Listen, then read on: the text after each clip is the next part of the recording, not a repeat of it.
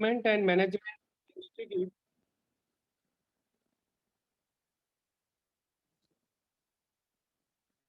શું થઈ ગયું? હરિઓમ. હા, rural development and management institute જે રૂડમીના નામથી પ્રસિદ્ધ છે, એનાથી પ્રેરિત અમદાવાદ વેદાંત સોસાયટીના ઉપક્રમે આજે ત્રીજું વ્યાખ્યાન થવા જઈ રહ્યું છે.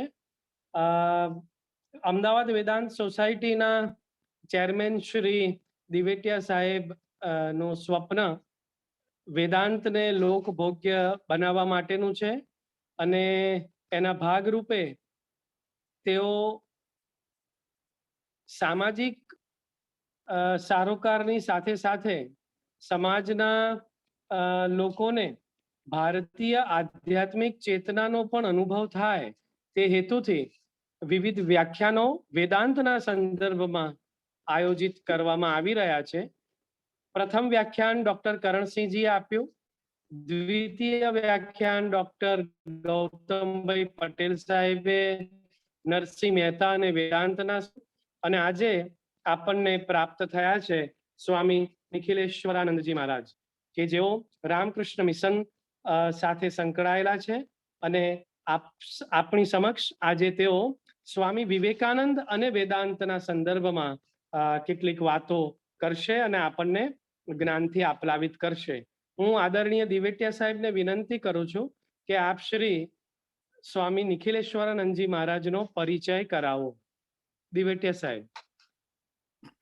નમસ્કાર સ્વામીજી, આપને આજે મળીને બહુ આનંદ થયો અને મારે કહેવું પડશે કે આપને તો હું વર્ષોથી જાણું છું, 20-25 વર્ષથી આજે હું જાણું છું, પણ આપનો રામકૃષ્ણ મિશન જોડે પણ લગભગ 50 વર્ષ 45-50 વર્ષનો સંબંધ છે અને એ સંબંધમાં આપણે ઘણું કામ કર્યું છે કે જે જાણીને અમને બધા ભક્તોને અત્યંત આનંદ થયો છે.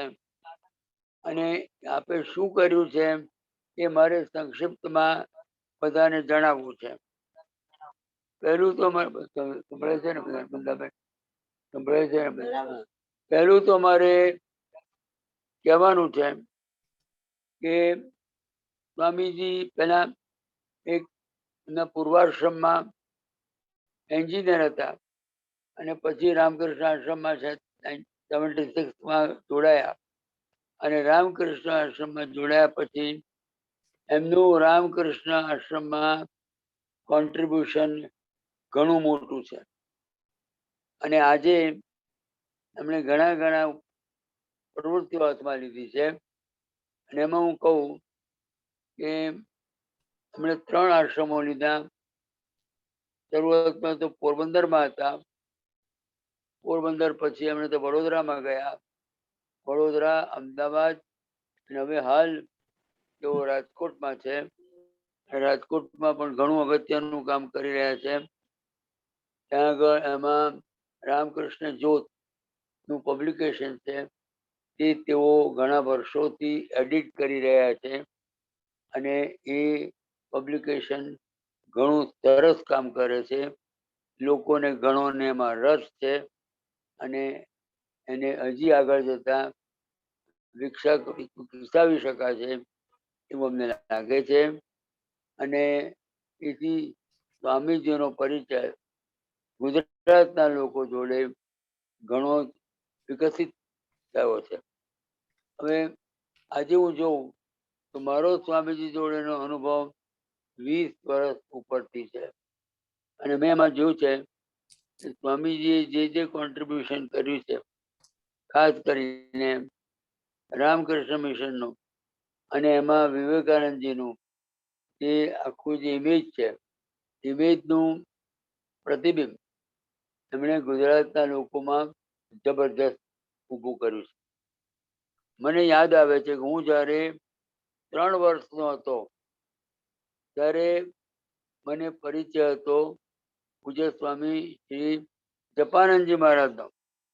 એ લોકો તો મને ત્યારે તે વખત મને એ લઈને ફરતા હતા, પણ પછીથી ધીરે ધીરે એમનો પરિચય એટલો બધો ગુજરાતના લોકો જોડે, અમદાવાદના મણિનગર આશ્રમમાં પણ એમનું કોન્ટ્રીબ્યુશન ઘણું મોટું થયું.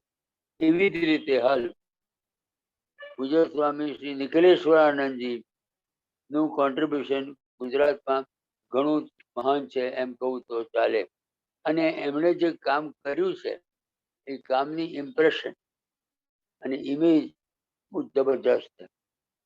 એ એક એમને આપણે જુઓ તો પહેલાના પ્રેસિડેન્ટ અબ્દુલ કલામજીને સાહેબનો એમનો પરિચય હતો.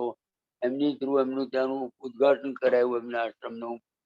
પછીથી મોદી સાહેબ જોડે એમનો આપણા પ્રાઇમ મિનિસ્ટર એમની સાથે પણ એમનો ઘણો સંગત પરિચય. એમાં એમણે દિલારામ ગેસ્ટ હાઉસ જે હતું ત્યાં આગળ રામકૃષ્ણ મિશનમાં કન્વર્ટ કરી નાખ્યું. તે સિવાય બીજા બધા ઘણા અહીંના ભક્તો તેમજ બીજા નગર અગ્રગણ્ય નાગરિકો સાથે સ્વામીજીનો બહુ ગાઢ પરિચય હતો અને એમનો અસર અહીંના લોકો પર જબરદસ્ત થઈ. મારે કહેવું પડશે કે રામકૃષ્ણ મિશન જે આજે 100 વર્ષ ઉપરની સંસ્થા છે અને એની અસર લોકોના માનસ ઉપર, લોકોનું થિંકિંગ ઉપર બહુ જબરદસ્ત થઈ છે.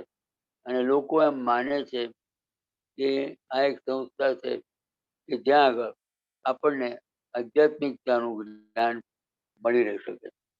આટલું મારે ખાસ કહેવાનું છે. અને આટલું કહેવા ઉપરાંત હજી મારે ઘણું કહેવાનું છે, પણ જો અત્યારનું બહુ વધારે સ્વામીજી વિશે બોલીશ તો પછી એમને પ્રવચન કરવામાં સમય બહુ નહીં મળે. માટે હું રિક્વેસ્ટ કરું છું કે સ્વામીજી એમનું વક્તવ્ય શરૂ કરે અને અમને અમારી આગળ રજૂ કરે. નમસ્કાર.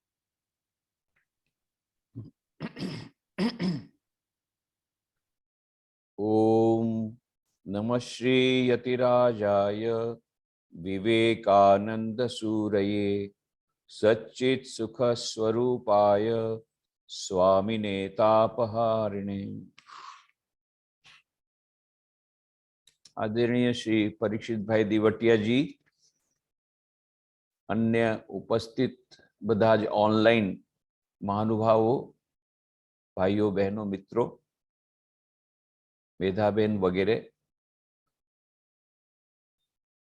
સૌ પહેલા તો હું શ્રી દિવટિયા સાહેબનો આભાર માનું છું કે મને આ તક આપી છે આપ સૌ સાથે સંવાદ સાધવાની અને આ વિષય પર પોતાના વિચારો રજૂ કરવાની. બહુ સુંદર વિષય આપવામાં આવ્યો છે, સ્વામી વિવેકાનંદ અને વેદાંત. વેદાંત શબ્દ સાંભળ્યા પછી ઘણા લોકોને ચક્કર આવે છે. ઓહો હો, આ તો વેદાંતના સંબંધમાં લેક્ચર છે, તો આપણે પેરાસિટામોલની ટેબ્લેટ રેડી રાખો. પણ હું આ વિષયને એટલો હળવો બનાવીશ કે તમને કોઈ ટેબ્લેટની આવશ્યકતા નહીં પડે.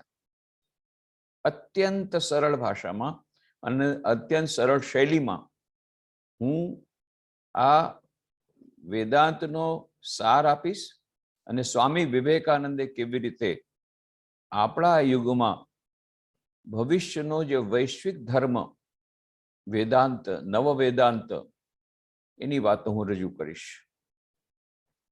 તો વેદાંત શબ્દ જે આવ્યો છે એમાં બે ભાગ છે, વેદ અને અંત. વેદ એ શબ્દ આવ્યો છે વિદ ધાતુ પરથી. વિદ એટલે ટુ નો, જાણવું. તો જે કઈ જ્ઞાન આપણા ઋષિ મુનિઓએ પારલૌકિક રીતે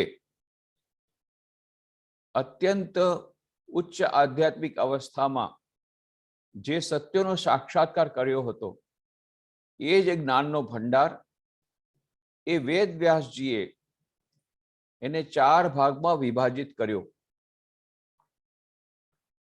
અહીંનું જ નામ 4 વેદ, વેદોને 4 ભાગમાં એમણે વિભાજિત કર્યા.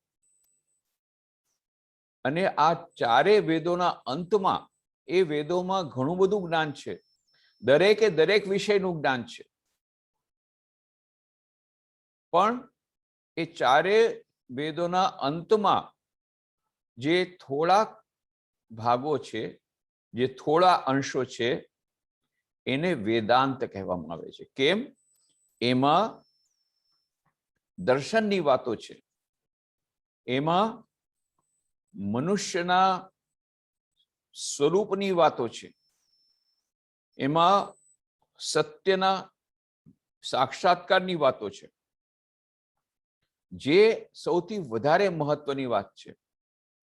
એટલે વેદ અને વેદાંતમાં અંતર શું છે?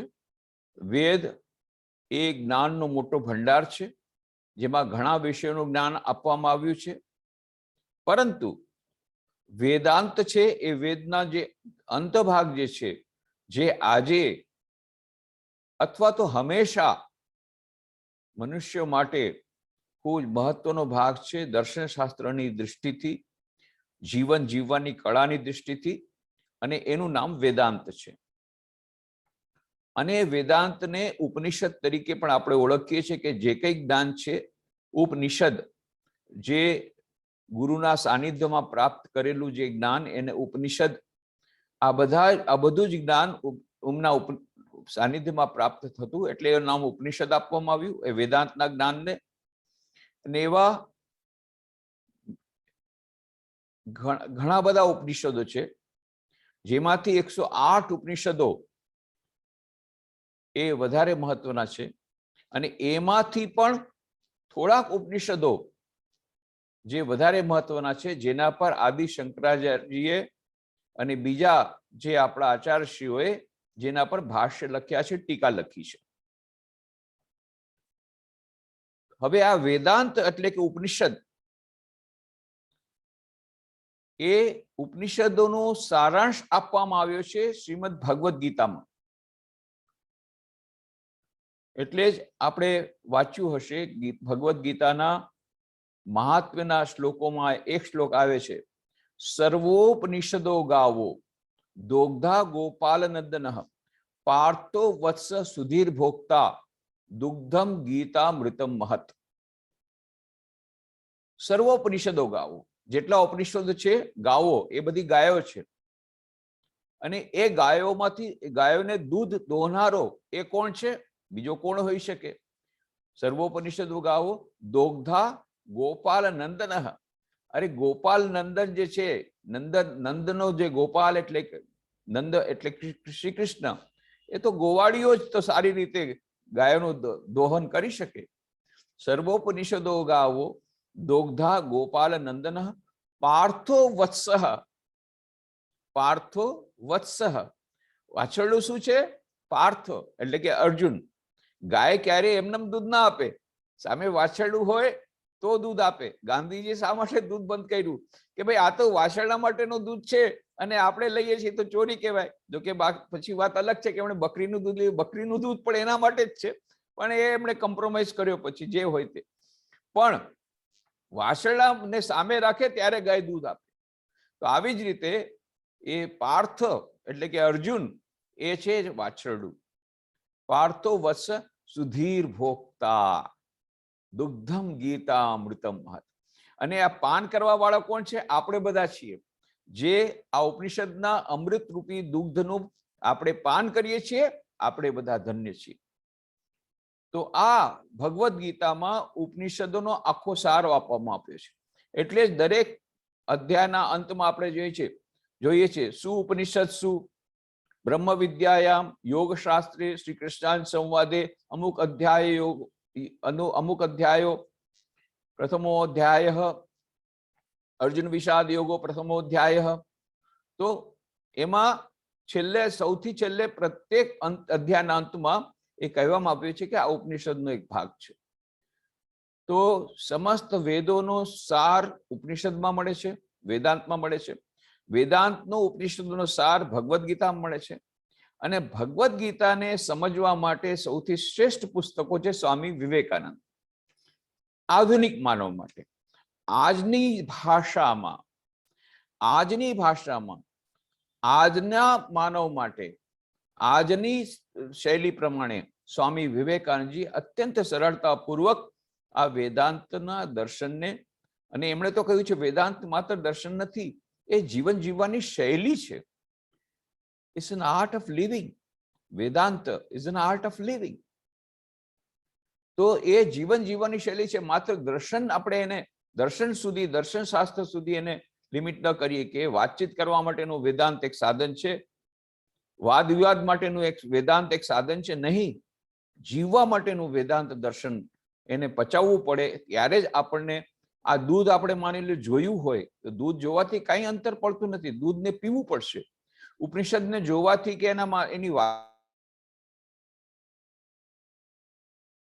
તો આપણે હૃષ્ટપુષ્ટ થઈ શકશું. દૂધ પીવાથી જ હૃષ્ટપુષ્ટ થઈ શકશું. એમ વેદાંતના જ્ઞાનને પોતાના જીવનમાં આચરણમાં લાવશું તો જ આપણે એમાંથી લાભ મેળવી શકીશું. તો સ્વામી વિવેકાનંદનું જે દૃષ્ટિકોણ છે એ છે વેદાંત એક દર્શન નથી, વેદાંત એક જીવન જીવવાની શૈલી છે. અને આવતા ભવિષ્યના કાળમાં એ વેદાંતનો ધર્મ જ એ જ વૈશ્વિક ધર્મ બની રહેશે. કેમ? આ વેદાંતના ધર્મમાં નાત જાતના કોઈ વાળા નથી. ગમે તે નાતનો, ગમે તે જાતનો, ગમે તે દેશનો, ગમે તે પ્રોફેશનનો, પુરુષ હોય, સ્ત્રી હોય, બાળક હોય, વૃદ્ધ હોય, ગરીબ હોય, તવંગર હોય, ઉચ્ચ વર્ણ, દરેકે દરેક માટે એ દરેકે દરેક આ વેદાંતનું દર્શનનું પાલન કરી પોતાનું જીવન આગળ વધારી શકે છે, પોતાનું જીવન ધન્ય કરી શકે છે. અને જે વેદાંતનું ઉદ્દેશ્ય છે સચ્ચિત આનંદને પુનઃ પ્રાપ્ત કરવું, પ્રાપ્ત નથી કરવાનું, એને પ્રકટ કરવાનું છે, દિવ્યતાને પ્રકટ કરવાની છે. તો એ વેદાંતની વાત સ્વામી વિવેકાનંદજી કરે છે. અને સ્વામી વિવેકાનંદ વેદાંતના જે કંઈ પ્રવચનો આપે એમાંથી આપણને શું મળે છે? વેદાંત એટલે શું? વેદાંતને સમરાઇઝ કરવું હોય માત્ર બે સિદ્ધાંતો યાદ રાખવાના છે. 1, the divinity of the soul. 2, solidarity of the whole universe. Number 1, આત્માની દિવ્યતા, divinity of the soul. ઉપનિષદોમાં, વેદાંતમાં કહેવામાં આવ્યું છે કે મનુષ્ય is not only body mind complex. એ માત્ર શરીર અને મનનો એક મેળ નથી, એની અંદર એક દિવ્ય આત્મા છે.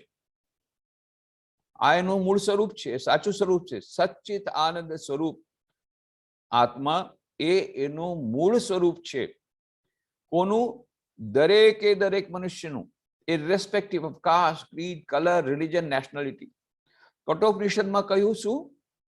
એશ સર્વેષુ ભૂતેષુ ગુણો આત્મા ન પ્રકાશતે દૃશ્યતે ત્વગ્રયા બુદ્ધ્યા સૂક્ષ્મયા સૂક્ષ્મદર્શિભિ. એશ સર્વેષુ ભૂતેષુ. શું કહ્યું? સર્વેષુ ભૂતેષુ, પ્રત્યેક મનુષ્યના હૃદયમાં. એમાં એમ નથી કહ્યું, બ્રેકેટ કોઈ નથી આપ્યું, minus so and so, minus so and so. નહીં, સર્વેષુ ભૂતેષુ, પ્રત્યેક મનુષ્યની અંદર શું છે? દિવ્ય આત્મા છે. સર્વેષુ ભૂતેષુ ગુણો આત્મા, આત્મા છે પણ છુપાઈને બેઠો છે. ન પ્રકાશતે, દેખાતો નથી. તો જો દેખાતો નથી તો વિશ્વાસ કેવી રીતે કરવો? દૃશ્યતે, કોઈ એના દર્શન કર્યા છે. કોણે દર્શન કર્યા છે? દૃશ્યતે ત્વગ્રયા બુદ્ધ્યા સૂક્ષ્મયા સૂક્ષ્મદર્શિભિ. કોઈ એના દર્શન કર્યા છે. કોણે? જેમની બુદ્ધિ અત્યંત સૂક્ષ્મ છે. સૂક્ષ્મયા સૂક્ષ્મદર્શિભિ, એવા લોકોએ એના દર્શન કર્યા છે. આ એનું પ્રમાણ છે. આત્માનું પ્રમાણ છે. હા, શું પ્રમાણ છે? કોઈકે દર્શન કર્યા છે. આપણને દેખાતા નથી પણ કોઈકે એના દર્શન કર્યા છે. આ એનું પ્રમાણ છે. નરેન્દ્રનાથ દત્ત સ્કોટિશ ચર્ચ કોલેજના વિદ્યાર્થી હતા કલકત્તામાં, જે પાછળથી સ્વામી વિવેકાનંદ બન્યા. Kant, Hegel, John Stuart Mill, doctor Herbert Spencer, આ બધા પાશ્ચાત્ય વિદ્વાનોના પુસ્તકો વાંચી અજ્ઞેયવાદી બની ગયા. અને જે કોઈ સંત આવતું કલકત્તામાં, એમને જઈને પ્રશ્ન પૂછતા, અચ્છા આપ તો ઈશ્વરની બહુ મોટી વાતો કરો છો, શું આપે પોતે ઈશ્વરના દર્શન કર્યા છે? પણ કોઈ એનો સંતોષપ્રદ ઉત્તર નહોતો આપી શકતું. છેવટે એમણે સાંભળ્યું કે મહર્ષિ દેવેન્દ્રનાથ ટેગોર એ આખો દિવસ ઈશ્વરનું ધ્યાન કરે છે. ગંગામાં એક નાનકડી સ્ટીમ બોટમાં એક કેબિનમાં આખો દિવસ ધ્યાન કરે છે. મહર્ષિ દેવેન્દ્રનાથ ટેગોર એટલે કે રવિન્દ્રનાથ ટેગોરના પિતાશ્રી, જેમણે બ્રાહ્મણ સમાજની સ્થાપના કરી. એકવાર ત્યાં ચાલ્યા ગયા મહર્ષિ પાસે, અને મહર્ષિ ધ્યાનમાં લીન હતા. મહર્ષિનું ધ્યાન જ્યારે ભંગ થયું નરેન્દ્ર, ત્યારે તો માત્ર 16-17 વર્ષની ઉંમર. જ્યારે એમની આંખો ખોલી ત્યારે કે મહર્ષિ, હું આપને એક પ્રશ્ન પૂછવા માંગુ છું. પૂછો. આપ તો આખો દિવસ ઈશ્વરનું ધ્યાન કરો છો, તો હું આપને પ્રશ્ન પૂછવા માંગુ છું. આપે શું ઈશ્વરના દર્શન કર્યા છે? મહર્ષિ દેવેન્દ્રનાથ ટેગોરે નરેન્દ્રનાથ તરફ જોયું અને કહ્યું, બેટા, તારી આંખો તો બહુ સુંદર છે. સ્વામી વિવેકાનંદજીએ નરેન્દ્રનાથે કપાળ કૂટ્યું. અરે હું સૌ પ્રશ્ન પૂછું, શું જવાબ આપે છે? અરે હું કહું છું તમે ઈશ્વરના દર્શન કર્યા? તો કે બેટા, તારી આંખો સુંદર છે, યોગીના જેવી છે. અરે મને મારા આંખોની કોઈ પ્રશંસા જોતી નથી, મને મારા પ્રશ્નનો ઉત્તર જોઈએ છે. ક્યાંયથી ન મળ્યો, બહુ જ બેચેન હતા. એક દિવસે સ્કોટિશ ચર્ચ કોલેજમાં ગયા હતા. એવું બન્યું કે તે દિવસે અંગ્રેજીના પ્રોફેસર ગેરહાજર હતા. એટલે પ્રિન્સિપાલ પ્રોફેસર વિલિયમ હેસ્ટી એ પોતે ઇંગ્લિશ લિટરેચરનો ક્લાસ લેવા આવ્યા. ઇંગ્લિશ લિટરેચર ભણાવતા હતા, અને એ એક્સકર્સ કાવ્ય વર્ડ્સવર્થનું એ ભણાવી રહ્યા હતા. અને એમાં એવું વર્ણન આવે છે કે કાવ્ય પ્રાકૃતિક સૌંદર્ય જોઈ અને સમાધિ અવસ્થામાં ચાલ્યા જાય છે, અતિચેતન અવસ્થામાં ચાલ્યા જાય છે, સુપર કોન્શિયસ સ્ટેટમાં ચાલ્યા જાય છે. ત્યારે વિદ્યાર્થીઓ, સર, શું ખરેખર એવું બની શકે કે કોઈ સુપર કોન્શિયસ સ્ટેટમાં ચાલ્યું જાય, અતિચેતન અવસ્થામાં ચાલ્યું જાય? ત્યારે પ્રિન્સિપાલ પ્રોફેસર વિલિયમ્સ, હા, એ શક્ય છે. મેં પોતે એક મનુષ્યને જોયો છે જેને વારંવાર આવી સમાધિની અવસ્થા થાય છે. જો તમે લોકો ચાહો તો તમે પણ એના દર્શન કરી શકો છો, કારણ કે એ મનુષ્ય કલકત્તામાં જ રહે છે. દક્ષિણેશ્વરમાં આ કાલીનું મંદિર છે, ત્યાં એ રહે છે. નરેન્દ્રનાથ બસ તરત જ કહ્યું, ચલો આ બાબાજીની પણ પરીક્ષા લઈએ. ચાલ્યા, પહોંચી ગયા રામકૃષ્ણ દેવ પાસે દક્ષિણેશ્વરમાં. દક્ષિણેશ્વરમાં એક ઓરડો છે ખૂણામાં ભાગમાં, હજી પણ એ ઓરડો એમને રાખવામાં આવ્યો છે. આજે પણ તમે જાઓ તો 2 પાઠ પણ એમ જ છે. આ ઓરિજિનલ પાઠ છે, જેમાં શ્રી રામકૃષ્ણ એકમાં સૂતા અને એકમાં બેસતા. તો નાની પાઠ પર બેસીને શ્રી રામકૃષ્ણ દેવ વાતો કરી રહ્યા હતા, અને ભક્તો નીચે બેઠા હતા અને બધી સાંભળી હતા વાતો. નરેન્દ્રનાથ પણ એમની સાથે બેસી ગયા. થોડીક વાર તો ઈશ્વરની બધી વાતો ચાલી. પછી નરેન્દ્રનાથે કહ્યું, હવે બહુ થયું, તો આપને ઈશ્વરની વાતો તો બહુ કરી, હવે મારા પ્રશ્નનો ઉત્તર આપો. શું આપે પોતે ઈશ્વરના દર્શન કર્યા છે? અને પહેલી વાર એમને સંતોષપ્રદ ઉત્તર મળ્યો. શ્રી રામકૃષ્ણદેવ કહી, હા બેટા, મેં પોતે ઈશ્વરના દર્શન કર્યા છે. એટલું જ નહીં, પછી એમણે કહ્યું, જેમ હું તને જોઉં છું એથી વધુ પ્રત્યક્ષ રૂપે હું એમના દર્શન કરું છું. એટલું જ નહીં, પછી પાછું કહ્યું, જો તું ચાહે તો તને પણ એના દર્શન કરાવી શકું છું, પણ તારે સાધના કરવી પડશે. કેટલો સરસ ઉત્તર! આપણા આ યુગનો શ્રેષ્ઠ પ્રશ્ન અને શ્રેષ્ઠ ઉત્તર. દરેક આધુનિક માનવના મનમાં, જે વિજ્ઞાન અને ટેકનોલોજી, સાયન્સ એન્ડ ટેકનોલોજીમાં ભણેલા વિદ્યાર્થીના મનમાં આ પ્રશ્ન જાગે છે, what is the documentary evidence for God? They are talking about Atman, they are talking about Paramatman. આ બધી શું વાતો છે? આત્મા પરમાત્માની બધી વાતો કરો છો. Where is the documentary evidence? Evidence શું છે તમારી પાસે? પ્રમાણ શું છે? પ્રમાણ માગે છે આધુનિક માનવ. એ આધુનિક માનવના પ્રતિનિધિ રૂપે નરેન્દ્રનાથ જઈને આ પ્રશ્ન પૂછે છે. Most important question of the modern age. અને એનો ઉત્તર પ્રાચીન ઋષિઓના પ્રતીક રૂપે શ્રી રામકૃષ્ણ દેવના પ્રતિનિધિ રૂપે શ્રી રામકૃષ્ણ દેવ ઉત્તર આપે છે. શું કહે છે? હા બેટા, મેં પોતે ઈશ્વરના દર્શન કર્યા છે. This is the science of religion. Science શું કહે છે? H2 + O2 = H2O. Hydrogen oxygen gas મળીને પાણી બનશે. અરે, અમે નથી માનતા. હાઇડ્રોજન ગેસ છે, ઓક્સિજન ગેસ છે, પાણી કેવી રીતે બને? અરે ભાઈ, એમાં માનવાની વાત નથી. તમે લેબોરેટરીમાં આવો, હાઇડ્રોલિક પ્રોસેસ કરો, તમને પછી પાણી ન મળે, પછી તમે અમને કહેજો. એક્સપેરિમેન્ટ કરીને પછી કયો ને કે ભાઈ હાઇડ્રોલિક પ્રોસેસ કરીને પછી કયો કે ના અમે નથી માનતા. પહેલા જ તમે કહો છો અમે નથી માનતા. એવી રીતે શ્રી રામકૃષ્ણ કહે છે, મેં પોતે દર્શન કર્યા છે, તું ચાહે તો તને પણ એના દર્શન કરાવી શકીશ, પણ લેબોરેટરીમાં આવવું પડશે, પ્રયોગશાળામાં આવવું પડશે, સાધના રૂપી પ્રયોગશાળામાં આવવું પડશે. અને નરેન્દ્રનાથે ચેલેન્જ એક્સેપ્ટ કરી લીધી, બિલકુલ એક્સેપ્ટ કરી. યસ, મારે દર્શન કરવા જ છે, મારે રિયાલિટી જોઈએ, મારે સત્યનો સાક્ષાત્કાર કરવો છે આ મનુષ્ય જીવનમાં. અને એમણે સાધના કરી અને ખરેખર કાશીપુર ઉદ્યાન બગીચામાં એમને નિર્વિકલ્પ સમાધિની અનુભૂતિ થઈ, ઈશ્વરના સાક્ષાત્કાર થયો. એટલા માટે, કારણ કે એમને પોતાને સાક્ષાત્કાર થયો હતો સ્વામી વિવેકાનંદને, એટલા માટે શિકાગો વિશ્વધર્મની સભામાં ઈસવીસન 1893માં એકદમ પોતાની અનુભૂતિથી કહી શક્યા હતા, શ્વેતા શ્વેત ઉપનિષદની વાત, શૃણવંતુ વિશ્વે અમૃતસ્ય પુત્રાઃ આયે ધામાની દિવ્યાની તસ્તુ વેદાહમેતમ પુરુષમ મહાંતમ આદિત્ય વર્ણમ તમસ પરસ્તાત તમેવ વિદિત્વા અતિમૃત્યુમેતિ નાન્ય પંથા વિદિતેનાય. બે પરમ પુરુષને જોઈ લીધા છે, જેને જોયા બાદ બધા દુઃખોથી નિવૃત્તિ થઈ જાય છે, પોતાની અનુભૂતિના બળ પર બોલી શક્યા હતા.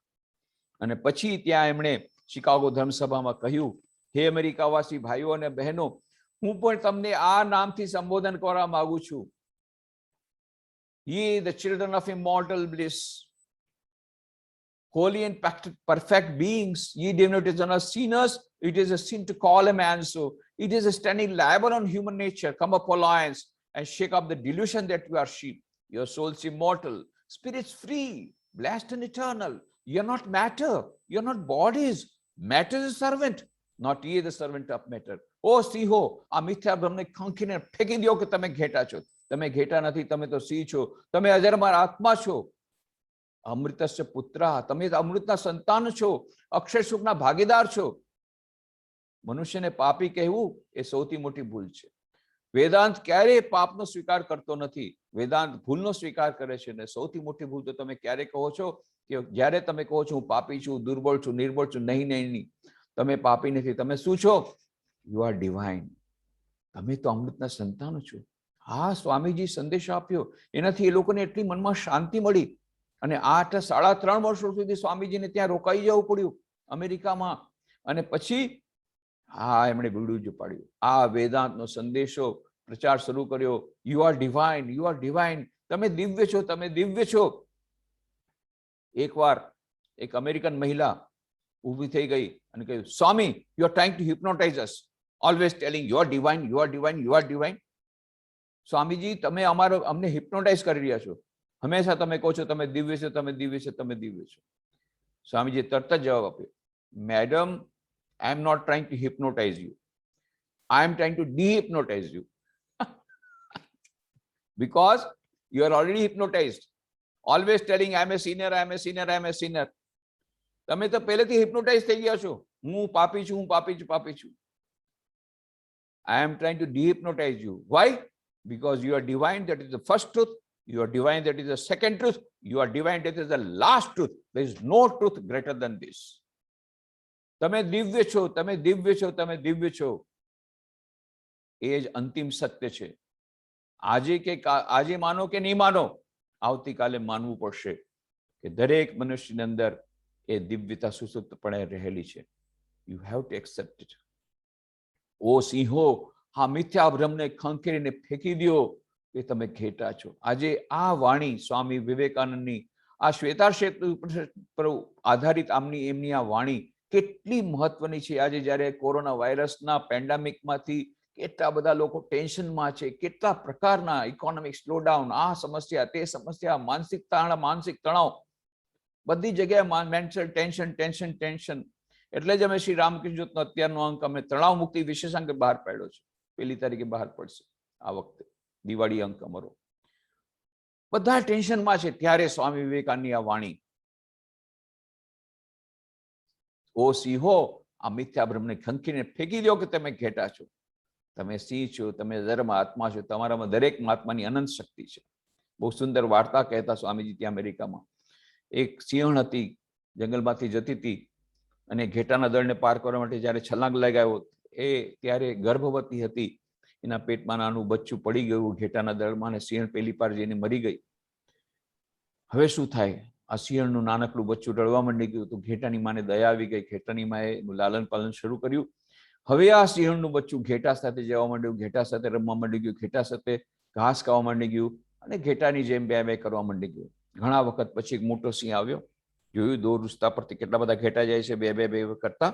એની પાછળ એક નાનકડો સિંહ જાય છે, એ પણ બે બે કરે છે. હા, કોઈ પણ સિંહને એને બે બે કરતા સાંભળ્યો નહોતો. એટલે નજીક આવે તો બધા ઘેટા એટલા બધા ગભરાઈ ગયા, બે બે બે કરીને બધા ભાગવા માંડી ગયા. એ નાનકડો સિંહ એ પણ ભાગવા માંડી ગયો બે બે કરીને. મોટા સિંહ પકડી દે, તું ક્યાં જાય છે? અરે એ લોકો ઘેટા છે એટલે મારાથી ડરે છે, પણ તું તો સિંહ છો મારી જેમ, તું મારાથી કેમ ડરે છે? નાનકડી સિંહ રડવા માંડી ગયો, બે બે બે, હું તો ઘેટું છું ઘેટું છું. હા, સિંહ થઈને પાછું કે છે ઘેટું છું? તું સિંહ છો સિંહ, ઘેટું નથી. આ હજી રડવા માંડી ગયો. હવે આ મોટા સિંહને બહુ ગુસ્સો આવે, પકડ્યો ને ગળેથી પકડી ઢસડીને લાવ્યો તળાવની પાણી. જા તળાવના પાણીમાં જો, તારો પડછાય જો, મારું પડછાય જો, તારો ચહેરો મારા જેવો છે સિંહ જેવો કે ઘેટા જેવો, જો. અને ત્યારે સિંહે જોયું, અરે વાત તો સાચી છે. નાના સિંહે જોયું, મારો ચહેરો મોટા સિંહ જેવો છે, ઘેટા જેવો નથી. બસ હવે બે બે કરવાનું બંધ કર, મારી જેમ ગર્જના કર, ચાલ. હવે તું જંગલનો રાજા થઈ ગયો. હા, જંગલનો રાજા થઈ ગયો. સ્વામી વિવેકાનંદ આ વાર્તા કહીને કહેતા હતા કે જુઓ, એ જે સિંહ નાનો, એ તો પહેલેથી સિંહ હતો કે નવો બન્યો? પહેલાથી હતો, નવો નથી બન્યો. તો કેમ બે બે કરતો? ભૂલી ગયો હતો કે હું સિંહ છું. સ્વામી વિવેકાનંદ કે બસ આ જ વાત છે. આપણે બધા કહીએ છીએ હું દુર્બળ છું, નિર્બળ છું, પાપી છું, રડીએ છીએ અને હું દુઃખી છું. શા માટે? આપણે ભૂલી ગયા છીએ કે આપણું સાચું સ્વરૂપ છે, દિવ્ય છે. દિવ્યતા એ આપણો બર્થ રાઇટ છે, જન્મસિદ્ધ અધિકાર છે. અનંત સુખ, અનંત જ્ઞાન, અનંત આનંદ, એના ઉપર આપણો જન્મસિદ્ધ અધિકાર છે. આપણું પોતાનું જે સ્વરૂપ આપણે ભૂલી ગયા છીએ અને એટલા માટે થઈને આપણે દુઃખી છીએ. એ આધુનિક માનવ માટેનો સંદેશો સ્વામી વિવેકાનંદ આ છે. ઓ સિંહો, આ મિથ્યા ભ્રમને ખંખીને ફેંકી દો કે તમે ઘેટા છો. તમે ઘેટા નથી, તમે તો સિંહ છો, અજબર આત્મા છો. તમારામાં આત્માની અનંત શક્તિ રહેલી છે. બહુ મોટો એક શક્તિનો સંદેશ, બહુ મોટો એક આશાનો સંદેશ સ્વામી વિવેકાનંદજી વેદાંતમાંથી આપણા માટે લાવે છે, આજના યુગ માટે. અને આપણું ટેન્શન દૂર કરવા માટે થઈને આ વેદાંતના સંદેશને એમણે અત્યંત સરળ બનાવ્યો અને સમસ્ત આખા વેદાંતનો સાર એમણે રાજયોગના ગ્રંથમાં આપી દીધો. Each soul is potentially divine. The goal of human life is to manifest this divinity within by controlling nature, external and internal. Do this either by work or worship or psychic control or philosophy, by one or more or all of these, and be free. This is the whole of religion. Doctrines, dogmas, rituals, temples, churches, mosques are but secondary details. પ્રત્યેક મનુષ્યમાં દિવ્યતા સુષુપ્તપણે રહેલી છે. મનુષ્ય જીવનનું લક્ષ્ય છે અંતર્નિહિત આ દિવ્યતાને અભિવ્યક્ત કરવી. કેવી રીતે? બાહ્ય અને અંત પ્રકૃતિને વશીભૂત કરીને. એ કેવી રીતે થાય? 4 ઉપાય છે: રાજયોગ, ધ્યાન, ભક્તિયોગ, પ્રાર્થના, જ્ઞાનયોગ, ચિંતન અને કર્મયોગ, નિસ્વાર્થ સેવા. આ 4 યોગોનો સમન્વય, 4 યોગો, each and every yoga is independently capable of leading you to the ultimate reality. Swamiji કહ્યું, દરેક યોગ આપને લઈ જઈ શકે છે એ પરમ સત્ય તરફ. પરંતુ આધુનિક માનવ માટે શ્રેષ્ઠ તો એ છે કે 4 યોગોનો સમન્વય આપણા જીવનમાં કરી દઈએ.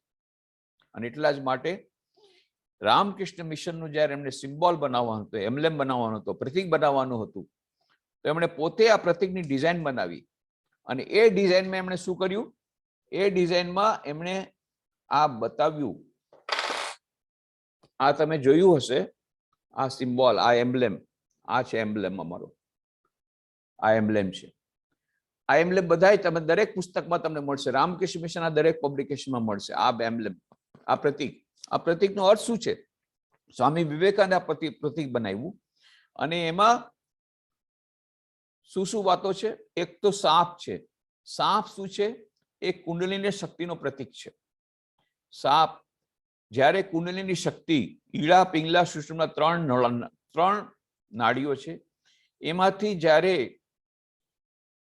સુષુમ્ના નાડીમાંથી જ્યારે કુંડલીની શક્તિ મૂલાધારથી સર્પાકારે ઉપર જાય છે અને જ્યારે સહસ્રારમાં પહોંચે છે, છ ચક્રોનું ભેદન કરીને ત્યારે સમાધિ થાય છે. તો રાજયોગનું લક્ષ્ય શું છે? આવી રીતે કુંડલીની શક્તિ જાગરણ કરી અને સહસ્ત્રારમાં પહોંચી અને સમાધિ અવસ્થા પ્રાપ્ત કરવી, આ રાજયોગનું પ્રતીક છે. અને એટલા માટે સાપ છે એ રાજયોગનું પ્રતીક છે. એના પછી આપણે શું જોઈએ? સૂર્ય છે. સૂર્ય જ્ઞાનનું પ્રતીક છે, એટલે જ્ઞાનયોગનું પ્રતીક છે. પછી શું જોઈએ છે? આપણે કમળનું ફૂલ જોઈએ છે. કમળનું ફૂલ એ પ્રેમનું પ્રતીક છે, એટલે કે ભક્તિયોગનું પ્રતીક છે. પછી આપણે શું જોઈએ છે? જળની લહેરો છે, એ કર્મની લહેરો છે, એટલે કર્મયોગનું પ્રતીક છે. અને વચ્ચે શું છે? હંસ છે. જે હંસ છે એ પરમહંસ એટલે કે પરમાત્માનું પ્રતીક છે. અને નીચે શું લખ્યું છે? તન્નો હંસઃ પ્રચોદયાત. આવી રીતે એ પરમાત્માની પ્રાપ્તિ થાય. કેવી રીતે? આ 4 યોગોના સમન્વયથી. કયા યોગો? રાજયોગ ધ્યાન, ભક્તિયોગ પ્રાર્થના, જ્ઞાનયોગ ચિંતન અને કર્મયોગ નિસ્વાર્થ સેવા. એટલું સરળ બનાવી દીધું. એ પરમાત્માની પ્રાપ્તિ, દિવ્યતાનું પ્રકટીકરણ, અનંત સુખ, અનંત જ્ઞાન, અનંત આનંદ પ્રાપ્ત કરવાની પ્રક્રિયા આધુનિક માનવ માટે સ્વામી વિવેકાનંદજીએ આવી રીતે અત્યંત સરળ બનાવી દીધી અને કહ્યું 4 યોગોનો સમન્વય આપણા જીવનમાં જો થશે, જો આપણે પ્રેક્ટિસ કરીએ 4 યોગ આપણા જીવનમાં, અલગ અલગ પ્રેક્ટિસ કરવાથી પણ ચાલશે, પણ 4 યોગો એક સાથે કરવાથી 4 યોગોના જે લાભ આપણને મળશે, અને 4 યોગો અલગ અલગ કરવા જોઈએ ત્યારે એના જે થોડાક ગેરલાભો છે, ગેરલાભો દૂર થઈ જશે. માટે આપણે 4 યોગોનું પ્રેક્ટિસ કરવી જોઈએ. તો રામકૃષ્ણ મઠ મિશનના સંન્યાસીઓ અને ભક્તો કેવી રીતે આ 4 યોગોનો સમન્વય કરે છે? સવારના ઉઠીને મંગલ આરતી થાય એટલે કે ભક્તિ યોગ થાય, પછી બધા ધ્યાન કરે એટલે કે રાજયોગ થાય, પછી બધા ગીતાનું પાઠ કરે એટલે કે જ્ઞાન યોગ થાય, વળી સાંજના સંધ્યા આરતી થાય, ખંડન ભવબંધન જગવંદન વંદિતોમાય. સ્વામી વિવેકાનંદજી પોતે એક વૈશ્વિક રચનાની રચના કરી હતી, એનું ગાયન થાય એટલે ભક્તિ યોગ થાય, બધા ધ્યાન કરે એટલે કે રાજયોગ થાય, અને પછી બધા શ્રી રામકૃષ્ણ કથામૃતનો કે બીજા પુસ્તકનું પાઠ કરી ચિંતન કરે એટલે જ્ઞાન યોગ થાય, અને આખો દિવસ કર્મયોગ. કઈ ને કઈ સેવા રામકૃષ્ણ મિશનમાં કમ્પલસરી છે. કોઈને પણ સંન્યાસી બનવું હોય તો 4 યોગોનો સમન્વય કરવો પડશે અને વધારેમાં વધારે સમય કર્મયોગમાં આપવો જ પડશે. પછી બધાને કોઈને જે સેવા કરવા મળે એ સેવા આપવાથી સંતુષ્ટ રહેવું પડશે. એવું નહીં કે હું આ જ કામ કરીશ, હું આ જ કામ કરીશ. સ્વામી વિવેકાનંદ હસતા હસતા કહેતા હતા, જૂતો સિલાઈ था કે ચંડી પાઠ સબ કરતે હવે. જૂતો સિલાઈ એટલે બૂટ જે સીવવા છે ત્યાંથી માંડીને ચંડી પાઠ, આ છે નિકૃષ્ટ વર્ગથી ચંડી પાઠ. ચંડી પાઠ એટલે દુર્ગા સપ્તશતીનો પાઠ કરવો પડે પૂજા વખતે, એટલે કે પૂજા પણ કરવાની, એ પણ જોશે. પછી પબ્લિકેશનને વેચવા માટે જવું, બજારમાં પુસ્તકોનું વેચાણ કરવા માટે જવું, એ પણ કરવું પડશે. એમાં પણ બેસવું પડે, રસોઈ પણ બનાવવી પડશે. ગમે તે કામ, આટલી બધી અમારી લગભગ 13 આઉટડોર હોસ્પિટલ છે. 13 outdoor hospital, 100 indoor hospital, 13 indoor hospital અને 100 આઉટડોર ડિસ્પેન્સરી, અને જેમાં બધી અને 60 મોબાઈલ ડિસ્પેન્સરી, આ બધું મળીને લગભગ 1 કરોડ દર્દીઓની સેવા થાય છે. પછી લગભગ 1000 વિદ્યાર્થીઓ, 1000 શૈક્ષણિક સંસ્થામાં લગભગ 1 લાખ 2 લાખ વિદ્યાર્થીઓ ભણે છે. આ શૈક્ષણિક સંસ્થા છે, એમાં કામ કરવું પડે, હોસ્પિટલમાં કામ કરવું પડે. રૂરલ ટ્રાઇબલ ડેવલપમેન્ટ પ્રોજેક્ટ છે મોટા, લગભગ 1000 કરોડ રૂપિયાનું સેવાનું કાર્ય દર વર્ષે થાય છે રામકૃષ્ણ મિશન દ્વારા. તો કોઈને કોઈ સેવા કાર્યમાં લાગવું પડશે, એટલે કે સેવા કરવી પડશે. એટલે 4 યોગોનો સમન્વય આવી રીતે કરવામાં આવે છે રામકૃષ્ણ મિશન દ્વારા. તો આ પહેલી વાત થઈ ગઈ. ફર્સ્ટ વેદાંતનો ફર્સ્ટ પ્રિન્સિપલની વાત આપણે કરી, the divinity of the soul, આત્માની દિવ્યતા. બીજું આવે છે, બીજો સિદ્ધાંત છે solidarity of the whole universe. Solidarity of the whole universe એટલે કે જે બ્રહ્મ છે એ ચારે તરફ વ્યાપક છે.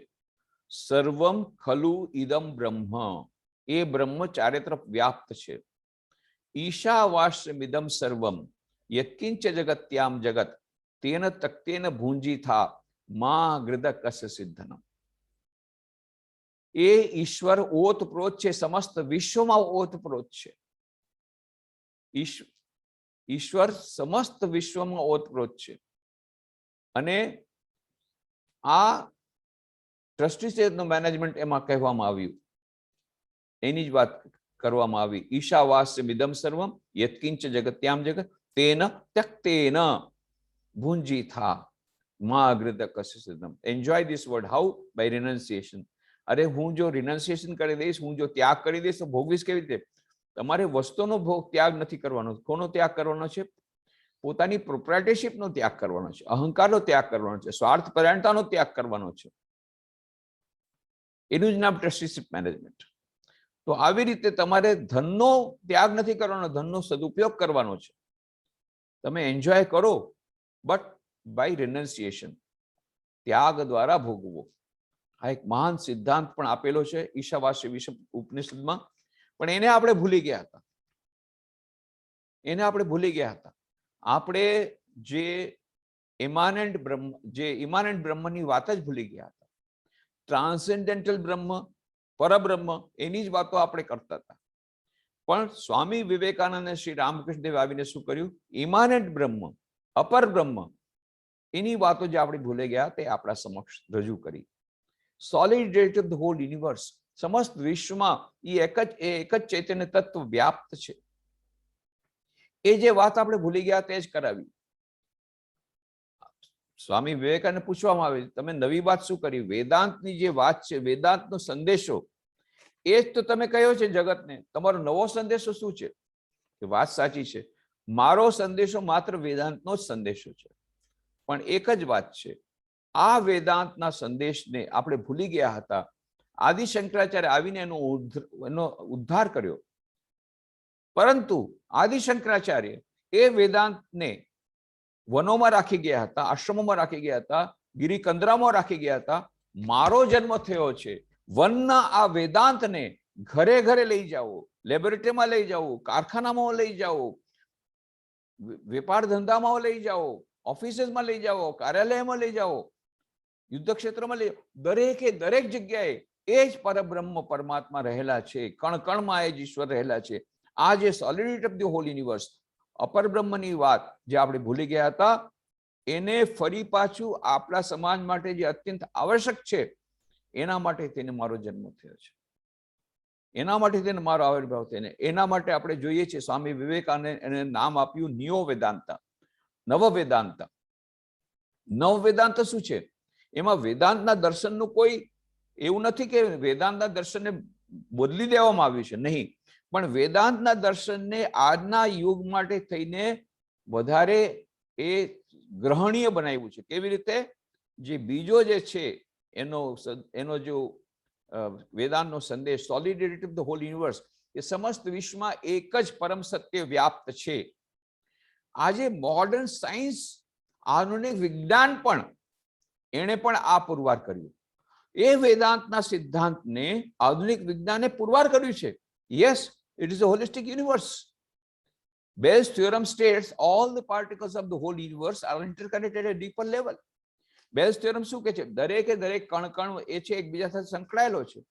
ડેવિડ બોમ્બ, એ જે નોબેલ પ્રાઇઝ ફિઝિસિસ્ટ હતા, એમણે પુરવાર કર્યું. Yes, Bell's theorem is right. The whole universe, it is a holistic universe. The whole universe is interconnected at a deeper level. એમણે પુરવાર કર્યું. અને એટલા જ માટે Schrodinger, Erwin Schrodinger, a Nobel Prize winner, શું કહે છે? Consciousness is a singular of which the plural is unknown. ચૈતન્ય તત્વ એ એકમાં જ થઈ શકે, એનું બીજું કોઈ રૂપ ન હોઈ શકે. It's one. Consciousness is a singular of which the plural is unknown. સમસ્ત વિશ્વમાં એક જ પરમ ચૈતન્ય તત્વ વિરાજમાન છે. Now what follows? સિસ્ટર નિવેદિતાએ બહુ સુંદર વાતો કરી. Complete works of Swami Vivekananda. Swami Vivekananda આખો સંદેશો complete works of Swami Vivekananda 9 ભાગમાં છે અંગ્રેજીમાં. ગુજરાતીમાં 12 ભાગ છે, પણ હવે 9 ભાગ નવા જે થયા છે અમે પણ 9 ભાગ જ નીકાળ્યા છે ને. જે લેટેસ્ટ એડિશન છે એમાં 9 ભાગ છે, અને complete works of Swami Vivekananda English પણ 9 ભાગ છે, 9 વોલ્યુમ્સ. એમાં ઇન્ટ્રોડક્શનમાં સિસ્ટર નિવેદિતાએ બહુ સુંદર વાત કરી. એકવાર નિવેદિતાએ સ્વામી વિવેકાનંદ પૂછ્યું હતું, is it true that according to Buddha one is unreal and many real, and according to Hinduism the one is real and many unreal? શું આ વાત સાચી છે કે હિન્દુ ધર્મ એમ કહે છે કે બ્રહ્મ સત્ય જગત મિથ્યા, સત્ય એક જ સત્ય એ જ રિયલ છે ને બાકી આ જગત છે મિથ્યા છે, અને ભગવાન બુદ્ધ કહે છે ના એક નથી એ મિથ્યા છે, આ જે દેખાય છે એ જ સત્ય છે? સ્વામી વિવેકાનંદ વાત સાચી છે, અને હું અને શ્રી રામકૃષ્ણ આવ્યા છે to add. I and Sri Ramakrishna have come to add that one and many are the same reality seen from different angles with different perspectives.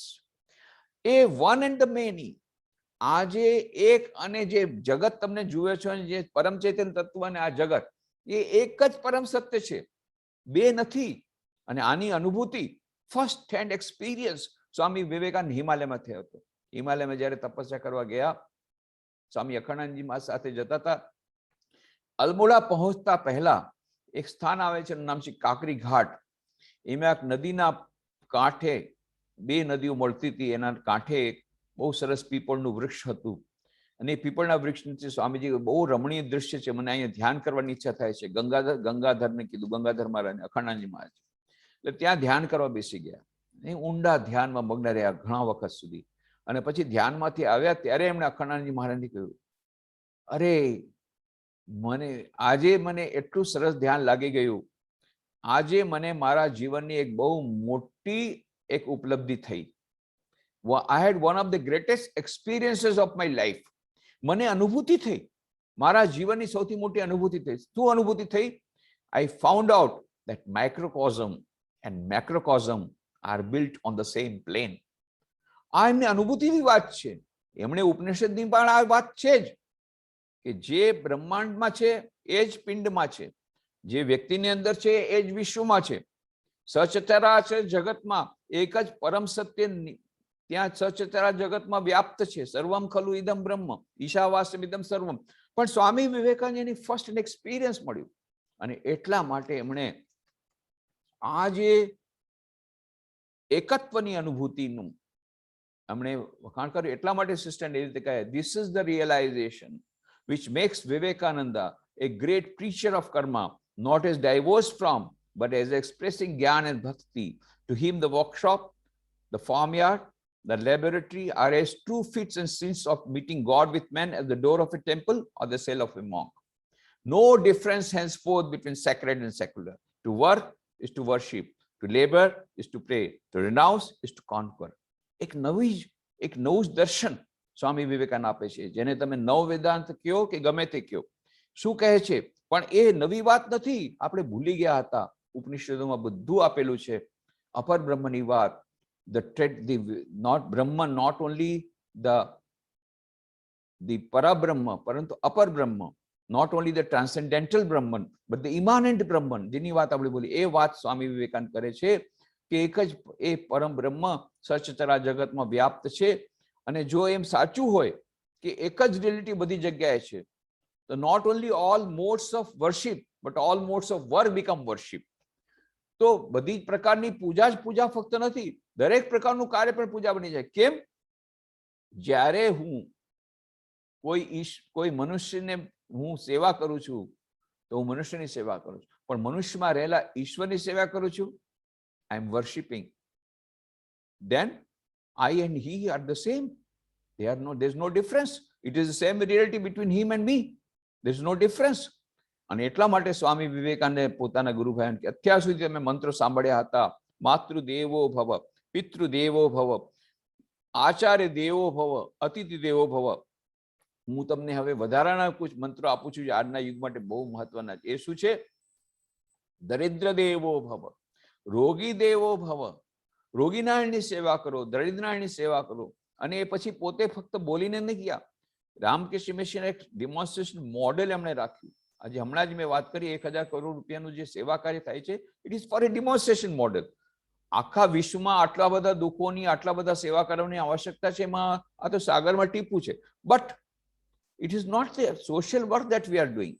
પણ આ એક નવો એક એંગલ કે શિવ જ્ઞાનથી જીવ સેવા, જે શ્રી રામકૃષ્ણ દેવે કહ્યું હતું, એને મૂર્ત સ્વરૂપ આપવા માટે સ્વામી વિવેકાનંદે વાત કરી અને એક નવો મંત્ર આપ્યો, આત્મનો મોક્ષાર્થમ જગત હિતાય છે. અત્યાર સુધી બધા સંન્યાસોનો એક માત્ર ઉદ્દેશ હતો, આત્મનો મોક્ષાર્થમ. એમણે નવું ઉમેર્યું, જગત હિતાય છે. હા, આત્મનો મોક્ષાર્થમ is our goal, surely. A divinity, manifesting the divinity is our goal, surely. But how? Not by going to forest. જંગલમાં જઈને નહીં. કેવી રીતે? જગતમાં રહીને, સંસારમાં રહીને બધા લોકોની સેવા કરતા કરતા ઈશ્વરની પ્રાપ્તિ કરવી. આ નવો માર્ગ સ્વામી વિવેકાનંદે આધુનિક માનવ માટે રાખ્યો. સમસ્ત વિશ્વમાં ધીરે ધીરે ધીરે બધાને આ વેદાંતને સ્વીકાર કરવો પડશે. There is no doubt about it, because that is the only religion. Vedanta દર્શન એક એવું એક એવી દર્શન પણ ન કહીએ, અને વેદાંત એક શૈલી છે જે બધાએ અપનાવી શકે છે. અને અત્યારે આપણે ગ્લોબલાઇઝેશનની વાતો કરીએ છીએ, વૈશ્વિકરણની વાતો કરીએ છીએ, અને આપણે એમ કહીએ છીએ it is a global village. આખું વિશ્વ એક ગ્રામ બની ગયું છે. Because of the communication technology, the world has been united as never before.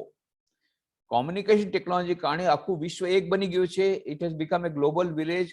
અને આ વૈશ્વિકરણના યુગમાં એ જ ફિલોસોફી કામ કરશે કે જે વૈશ્વિકરણની વાત કરે, વૈશ્વિકતાની કામ કરે, વૈશ્વિકતાની વાત કરે, જેમાં નાત જાતના કોઈ વાળાબંધી ન હોય, કોઈ જાતના પુરુષ કે સ્ત્રીના ભેદભાવ, કે નાત ઉચ્ચ વર્ણ કે નિમ્ન વર્ણના ભેદભાવ, કે પૈસાવાળા અને નિમ્ન અને ગરીબોની વચ્ચેનો ભેદ, કોઈ જાતના ભેદભાવની જેમાં વાત ન હોય. માત્ર મનુષ્ય મનુષ્ય મનુષ્ય, એક મનુષ્યને, મનુષ્યમાં રહેલા આત્માને, જે દિવ્ય આત્માને પ્રકટ કરવાની વાત જેમાં હોય, અને જેમાં પ્રત્યેક મનુષ્યમાં અંદરેલા દિવ્ય આત્માની સેવા કરવાની વાત કરવાનો હોય, irrespective of caste, creed, colour, religion, nationality, એવી જેમાં વાત હોય, એ જ ધર્મ, જેને આપણે સ્વામી વિવેકાનંદે નવું નામ આપ્યું વ્યાવહારિક વેદાંતા, પ્રેક્ટિકલ વેદાંતા. એ practical Vedanta is the most practical Vedanta, is the most practical thing for the time to come. કદાચ અત્યારે આપણે એનું મહત્વ નથી સમજી શકતા, પણ ધીરે ધીરે ધીરે સમસ્ત વિશ્વને એ પ્રેક્ટિકલ વેદાંતા, એ વ્યાવહારિક વેદાંત સ્વીકારવું પડશે. જો મનમાં શાંતિ જોઈતી હશે, જો ટેન્શનમાંથી બહાર આવવું હશે, જો આ સંસારમાં વિષમતાઓ, આટલી બધી વિષમતાઓ છે, ગરીબો અને પૈસાવાળા વચ્ચે, ઉચ્ચ વર્ણ વચ્ચે, નિમ્ન વર્ણ, આ બધી વિષમતાઓ, આ બધી જાતના ક્લેશોને દૂર કરવા હશે, એક માત્ર ઉપાય છે વેદાંત.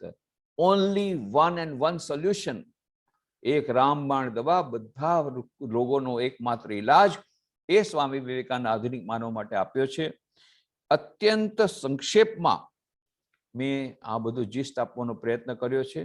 છેલ્લી વાત કરી, હું મારી વાત આટોપું છું. શ્રી મા શારદા દેવી શ્રી રામકૃષ્ણ દેવના પત્ની હતા.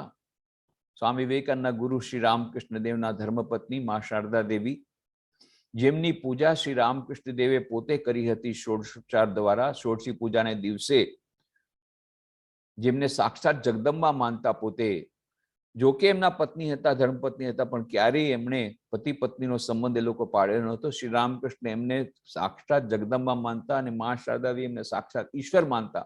આવું અદ્ભુત દાંપત્ય જીવન હતું. એ શ્રી મા શારદા દેવી 21 જુલાઈ 1920 ના રોજ એમણે મહાપ્રયાણ કર્યું.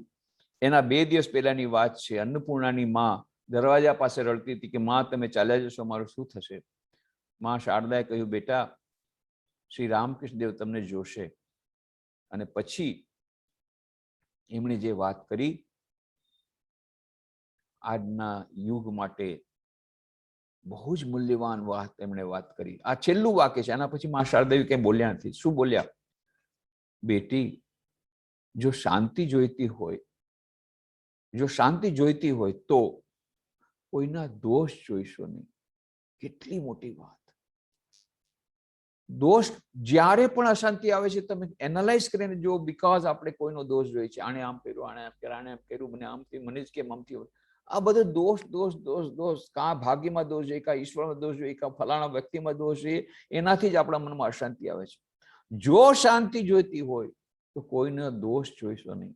અને પછી પાછું ઉમેર્યું, પણ દોષ જોવામાં મને બહુ આનંદ આવે, તો માં પાછું ઉમેર્યું, જો દોષ જોવા જ હોય, બહુ આનંદ આવતો તો પોતાનામાં જુઓ. એટલા બધા દોષો મળશે કે બીજાના દોષ જોવાનો સમય નહીં મળે. કબીર કહે છે, બુરા જો દેખન મેં ચલા, બુરા ના મિલા કોઈ, જો દિલ અપના દેખા મુझसे बुरा ना कोई. પોતાનામાં જ એટલા બધા દોષ છે, એ બધા છોડીને ક્યાં બીજે જોવા જાઓ છો? માં શારદાવી કહે છે, કોઈના દોષ જોશો નહીં. જો શાંતિ જોઈતી હોય તો, ન શાંતિ જોઈતી હોય તો બહુ દોષ જુઓ, ખૂબ જુઓ, કાંઈ વાંધો નહીં. પેપરમાં તો દોષ જ દોષ છે. પહેલા પાનાથી છેલ્લા પાના સુધી દોષ જ દોષ છે ન્યૂઝપેપરમાં. તો જો શાંતિ જોઈતી હોય તો દોષ જોઈશો નહીં. દોષ જોવા જ હોય તો પોતાના જોવો. અને પછી કહ્યું, આ જગતમાં કોઈ પારખું નથી, બધા આપણા પોતાના છે. કેમ? દરેકની અંદર એક પરબ્રહ્મ પરમાત્મા વિરાજમાન છે. કોઈની સાથે તમે ઝઘડો કરશો નહીં. દરેકની અંદર એ જ પરમાત્મા વ્યાપ્ત, એ જ પરમાત્મા વિરાજમાન છે. વિચાર કરો કેવી મોટી ફિલોસોફી વેદાંતની માં શારદાદેવી અત્યંત સાધારણ શબ્દોમાં કહ્યું, આ જગતમાં કોઈ પારખું નથી, બધા આપણા પોતાના છે. કેમ? કારણ કે દરેકની અંદર એ દિવ્યાત્મા છે. વિચાર કરો, જો પતિ પોતાની પત્નીમાં એ દિવ્યતાને જોવે, ઘણા હજારો દોષો છે, હું નથી કહેતો કે નથી પત્નીમાં, પણ એને ભૂલીને જો દિવ્યતા જોવાનો પ્રયત્ન કરે, અને પત્ની પોતાના પતિમાં હજારો દોષો એના હશે, પણ તેમ છતાં એની દિવ્યતાને જોવાનો પ્રયત્ન કરે. માતા પિતા બાળકોમાં હજારો દોષો હોવા છતાં એનામાં દિવ્યતાને જોવાનો પ્રયત્ન કરે, અને બાળકો પોતાના માતા પિતામાં એ દિવ્યતાને જોવાનો પ્રયત્ન કરે. શિક્ષક પોતાના વિદ્યાર્થીઓમાં એ દિવ્યતાને જોવાનો પ્રયત્ન કરે, અને બાળકો વિદ્યાર્થીઓ પોતાના ગુરુઓમાં, પોતાના શિક્ષકોમાં એ દિવ્યતાને જોવાનો પ્રયત્ન કરે. કોઈ દિવસે ઝઘડો નહીં થાય. દિવ્યતાને જોઈ એને સન્માન આપી એની સેવા કરવાથી એ આખું વિશ્વનું ચિત્ર પલટાઈ જશે. જેવી દૃષ્ટિ તેવી સૃષ્ટિ. વેદાંત કહે છે, પોતાની જાતને સુધારો, સમસ્ત વિશ્વ પોતાની મળે સુધરી જશે. કેટલું મોટું મહાવાક્ય વેદાંતમાંથી આપણને મળે છે. આપણે જો સ્વામી વિવેકાનંદ બહુ સુંદર વાત કરી, try to manifest the divinity within and everything will be harmoniously around you. બધું પોતાની મળે ઠીક થઈ જશે. પોતાના અંદરની દિવ્યતાને અભિવ્યક્ત કરવાનો પ્રયત્ન કરો. Everything will be harmoniously arranged around you. બધું પોતાની મેળે ગોઠવાઈ જશે. તો આપણે સ્વામી વિવેકાનંદ ચરણોમાં પ્રાર્થના કરીએ. એમણે જે આધુનિક યુગ માટે મહાન સંદેશો આપ્યો છે, આ વ્યવહારિક વેદાંતનો, નવ વેદાંતનો, એને સમજવાની આપણને શક્તિ આપે, પણ એનાથી વધુ એનું પાલન આપણા જીવનમાં કરી આપણે દિવ્યતાનું પ્રકટીકરણ કરી અને બીજાની જે બીજામાં પણ દિવ્યતા જોઈએ એમની સેવા કરવાની આપણને એ પ્રવૃત્તિ થાય અને આપણું મનુષ્ય જીવન આપણે સાર્થક કરી શકીએ એવી પ્રાર્થના સ્વામી વિવેકાનંદના ચરણોમાં કરીને અને પુનઃ દિવટિયા સાહેબને ધન્યવાદ આપી, આપ સૌને ધન્યવાદ આપી મારી વાણીને અહીંયા વિરામ આપું છું. ઓમ શાંતિ શાંતિ શાંતિ. હરિ ઓમ તત્સત. શ્રી રામકૃષ્ણ અર્પણમસ્તુ.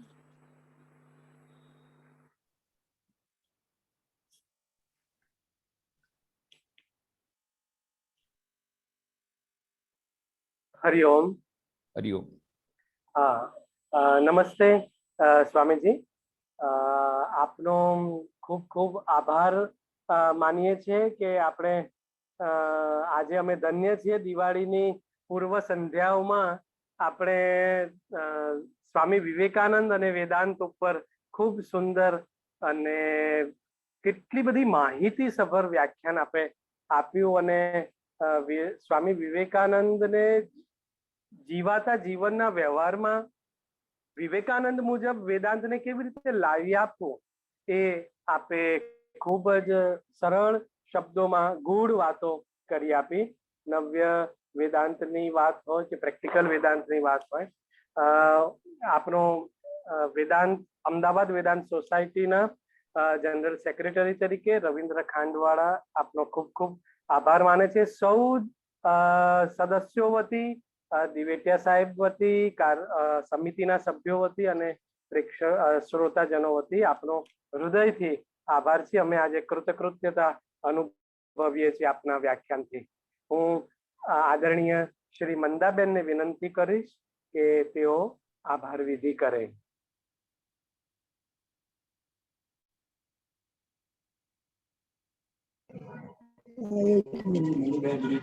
તમે બોલી લો, પહેલા તમે બોલી લો, તમે પહેલા બોલી લો. નમસ્કાર સ્વામીજી. નમસ્કાર. મને આજનું આપણું વક્તવ્ય એટલું સુંદર લાગ્યું. ખરેખર આ વક્તવ્ય બધું સરખી રીતે ગોઠવી અને અમે જેટલો પ્રચાર કરી શકીએ એટલો સમાજના લાભમાં છે. આટલું દિવાળી પહેલા બધાને જ્ઞાન મળે એ ખરેખર ઈચ્છનીય છે અને અમારી વેદાંત સોસાયટીને ધન્યતા આપે એવું છે. નમસ્કાર. લો. નમસ્કાર સ્વામીજી, પૂજ્ય દિવેટિયા સાહેબ, અન્ય વડીલો તથા મિત્રો. સ્વામીજીનો આભાર કઈ રીતે માનવો, ખરેખર તો એ બોલ્યા પછી કોઈને બોલવાનું સુંદર વાતાવરણ સર્ગ વસ્તુથી મારે આપને આશ્વસ્ત કરવા હતા કે તમે ખરેખર અમારા બધાની દિવ્યતાને જગાડવામાં સફળ થયા છો. અને મને લાગે છે કે આજના વ્યાખ્યાનની અસર આજ પૂરતી મર્યાદિત નહીં રહે, પણ લાંબો વખત સુધી જે શ્રોતાઓ છે બધાના મનમાં રહેશે. આ પ્રવચન અમે 2-4 દિવસમાં યુટ્યુબ ઉપર મૂકી દઈશું અને જાહેર જનતા માટે જેને પણ સાંભળવું હોય તે ફરીથી સાંભળી શકશે. ખૂબ ખૂબ આભાર આપનો અને વંદન. Thank you. બંધ કરો.